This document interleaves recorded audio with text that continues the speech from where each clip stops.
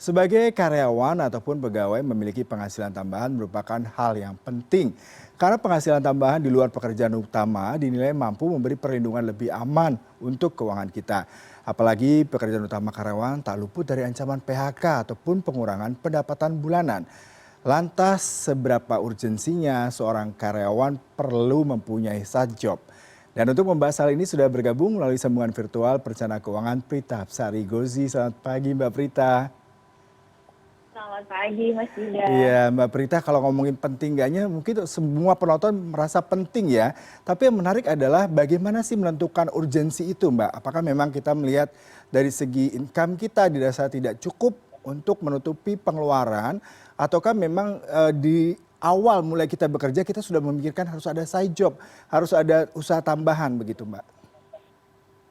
Oke, jadi untuk menjawab ini saya akan menggunakan teori financial planning. Jadi pertama yang kita lakukan adalah membuat catatan atas pengeluaran yang sudah kita lakukan. Nah biasanya kita akan melakukan ini untuk rentang 3 bulan supaya kita bisa melihat pola yang kita lakukan selama ini. Setelah kita membuat catatan tersebut, maka biasanya kita akan paham, oh ini bentuk atau pola pengeluaran yang kita keluarkan untuk necessities sesuatu yang wajib, lalu yang kita keluarkan misal untuk cicilan dan juga untuk hal-hal yang sifatnya lebih kebutuhan yang menyenangkan atau bahkan keinginan. Nah dari angka ini lalu kita cocokkan dengan penghasilan setiap bulan yang pasti kita terima. Kalau misalnya penghasilan setiap bulannya kita terima itu ternyata lebih besar daripada pengeluarannya, maka ini menjadi pilihan. Apakah kita memang mau menambah penghasilan lagi dengan memiliki side job. Tapi kalau pengeluaran kita ternyata sepertinya nih sama atau lebih lebih tinggi dari penghasilan kita, maka kita kan cuma punya 2 pilihan, berhemat atau menambah penghasilan. Berhemat itu hanya bisa dilakukan untuk jangka pendek. Maka untuk jangka panjangnya, opsi untuk menambah penghasilan dari side job barangkali harus kita ambil. Mungkin awalnya dari situ. Berarti ini sebuah keniscayaan ya Mbak, apalagi kalau kita melihat dengan kondisi perekonomian global maupun dari Indonesia sendiri, gonjang-ganjing masih merupakan hal yang substansial ketika orang berpikir harus mendapatkan penghasilan tambahan. Nah tapi tadi yang menarik adalah kita harus membuat neraca dulu. Lalu apakah kalau yang sudah terlanjur nih Mbak, sudah punya pekerjaan tahunan, belasan tahun baru sadar nih kayaknya saya butuh side job. Lalu langkah awal seperti apa yang harus dilakukan Mbak? Oke, pertama yang kita lihat tentu peraturan perusahaan, Mas Yuda. Ini penting ya, karena jangan sampai kita melanggar aturan perusahaan di mana mungkin ada kondisi-kondisi tertentu yang memang membuat kita tidak bisa memilih semua side job yang ada. Jadi Anda harus lakukan itu. Lalu yang kedua, Anda harus lihat ke diri masing-masing. Sebenarnya dari 7 hari yang kita punya dalam 1 pekan, itu kita bisa meluangkan di waktu yang mana. Karena kan faktanya Mas Yuda tidak semua orang pekerjaannya misalnya Senin sampai Jumat ya. Yeah. Tapi bisa juga ada yang bahkan hari liburnya tuh di hari-hari biasa dan seterusnya. Lalu yang ketiga, kita lihat lagi apa sih yang bisa kita lakukan. Saya biasanya pakai tip 4E. 4E ini singkatan. E yang pertama adalah easy, jadi pastikan apa yang kita kerjakan tuh hal yang mudah buat kita, Mas. Bukan sesuatu yang harus kita pelajari lagi, kita sampai mendalami lagi, itu butuh waktu. Lalu yang kedua adalah E-nya excellent. Excellent artinya memang bukan cuma kita mudah, tapi kita memang bisa ngerjainnya dan bagus gitu ya. Jadi istilahnya itu unggul lah kita dalam mengerjakan hal tersebut. E yang ketiga itu harus earn. Ini bahaya nih Mas, kenapa? Karena ada orang-orang yang ternyata udah punya side job, penghasilannya kayaknya kok tetap nggak bisa nutup ya. Karena ternyata earningnya itu tidak sesuai dengan apa yang dia keluarkan. Jadi misalnya transportnya malah jadi lebih besar lah, atau dia jadi harus menitipkan anaknya di mana, dan pada akhirnya earning dari side job itu jadi sepertinya kurang berarti. Dan yang terakhir adalah enjoy. Karena saya pastikan orang yang punya side job, itu waktu dia untuk beristirahat dan lain-lain pasti akan berkurang. Jadi kalau dia tidak enjoy, biasanya dia akan tidak melakukan itu dengan senang hati. Dan kalau orang tidak melakukan dengan senang hati, sepertinya sih hasilnya jarang tuh yang akan bagus. Iya, Mbak Prita, kalau tadi berita yang saya bacakan rata-rata berawal dari hobi ya Mbak ya. Dan mereka pastinya enjoy, kemudian juga earning money-nya juga berbanding lurus ya ketika mereka passionate menjalankan itu. Tetapi yang menjadi pertanyaan tadi Mbak menarik adalah ketika earn-nya ini harus seimbang juga dengan bagaimana kita menghabiskan waktu, kemudian juga transport, dan juga effort lainnya. Nah kadang-kadang tuh sering diabaikan. Lalu idealnya seperti apa sih Mbak kira-kira side job itu proporsinya berapa persen dari penghasilan bulanan? Sehingga kita bisa merasakan ini perlu nih kita fight untuk melanjutkan side job ini.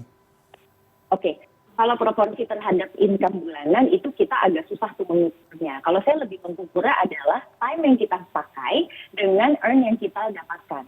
Jadi berapa banyak sih sebenarnya waktu yang kita pakai untuk bekerja? Kita punya sebutannya adalah 1 jam ekivalen berapa rupiah.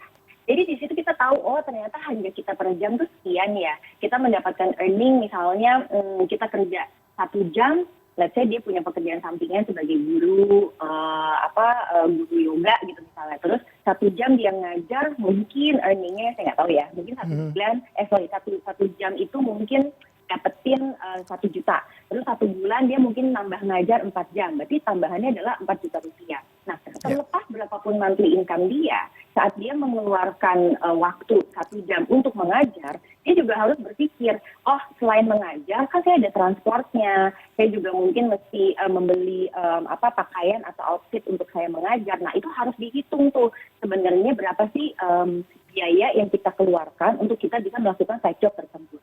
Maka dari 4 juta yang kita dapatkan, itu harus tetap kita kurangi Mas dengan biaya transportasi dan juga biaya operasionalnya. Jadi akhirnya kita tahu, oh bersihnya tuh kita dapat sekian.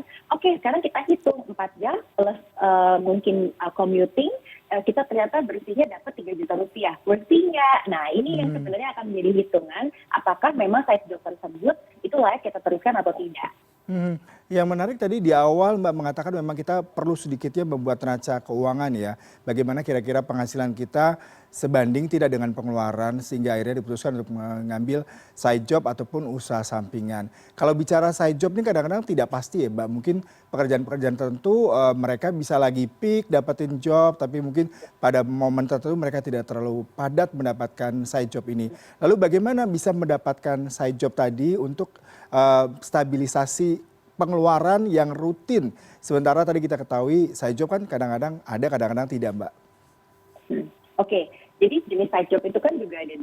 Yang pertama memang jenisnya itu yang lepasan atau freelance kita sebutnya. Nah ini yang orang-orang mungkin berbentuk diakhirkan dia nyambi jadi MC atau mungkin dia suka main musik terus dia ngeband di waktu luangnya. Itu contoh-contoh yang mana seperti yang tadi Mas Yuda bilang belum tentu hasilnya seperti ini. Tapi jangan salah, juga ada beberapa side job yang memang sudah bisa kita lock nih. Kenapa? Karena memang mungkin dia bisa meluangkan waktu secara pasti setiap hari Sabtu dan hari Minggu. Maka mungkin Senin sampai Jumat itu adalah waktunya dia bekerja full time di kantor utamanya dia. Sedangkan mungkin di hari Sabtu atau mungkin hari Minggu itu dia memang punya kontrak untuk bekerja sebagai tenaga lepasan yang dibayarnya itu adalah bulanan. Nah contoh-contoh seperti ini jenis pekerjaannya memang rata-rata adalah di bidang jasa.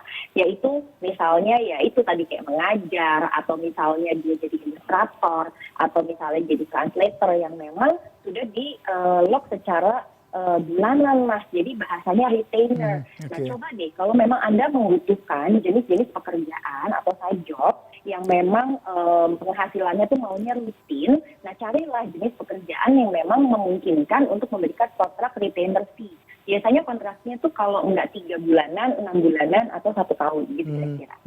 Ya ini Mbak, terakhir Mbak mungkin bisa diberikan tips selain dari 4E tadi ya, efisien, kemudian juga bagaimana bisa memberikan uang atau earning dan juga enjoy. Apalagi nih yang kira-kira bisa kita elaborasi terutama kalau kita melihat potensi dari masing-masing individu sehingga mereka bisa mendapatkan side job, earning money, tapi di sisi lain juga enjoy. Yang paling penting adalah tentu saja memahami financial plan kita masing-masing. Karena bagaimanapun esensi dari punya side job itu kan tambahan penghasilan. Dan harapannya tambahan penghasilan ini menambah kesejahteraan kita. Maka kita juga harus lebih disiplin saat dapat uangnya. Kemudian kita bagi untuk apa. Saya ingatkan kembali pembagiannya itu kalau bisa adalah untuk 3 hal. Living, saving, playing. Sehingga saat kita dapat penghasilan utama plus penghasilan tambahan, ini harus dihitung dua-duanya secara berbarengan. Kemudian kalau bisa sisihkan 30% untuk saving. Saving ini nanti akan terbagi-bagi untuk dana darurat, dana menabung, dan juga dana berinvestasi. Lalu yang kedua, pastikan side job Anda itu memang betul-betul menambah kesejahteraan untuk keluarga Anda. Cara melihatnya adalah evaluasi kesehatan keuangan. Oke. Jadi setiap tahun pastikan ada nggak aset yang bertambah atau ada nggak utang yang berkurang. Nah dari situ ketahuan sebenarnya penambahan side job ini memang betul nggak menambah kesehatan keuangan dan kesejahteraan keuangan Anda. Dan yang terakhir tips dari saya untuk yang punya side job itu banyak-banyak membuka mata dan peluang lah kira-kira. Karena kadang-kadang dari side job yang awalnya hanya sampingan, lama-lama itu malah menjadi hal yang mungkin akan dia kerjakan berikutnya gitu loh. Pada saat mungkin dia jelang pensiun atau mungkin nanti malah dibantu oleh pasangannya tadinya mungkin mengurus anak full time, anaknya mulai besar, akhirnya malah bisa meneruskan side job yang tadinya dirintis oleh pasangan yang lain gitu kira-kira. Iya Mbak Prita, terima kasih sekali. Sepertinya perbincangan ini memberikan pemahaman ya bahwa side job itu memang harus banyak hal yang dipertimbangkan, tidak sekedar mentang-mentang ada tawaran, tapi juga tadi beberapa hal yang harus dihitung juga dan juga kita lihat prospek ke depannya sehingga kita juga dapat cuan tapi juga menikmati dan juga bisa menjadi prospek ke depannya. Terima kasih untuk perbincangannya pagi hari ini Mbak. Salam sehat selalu.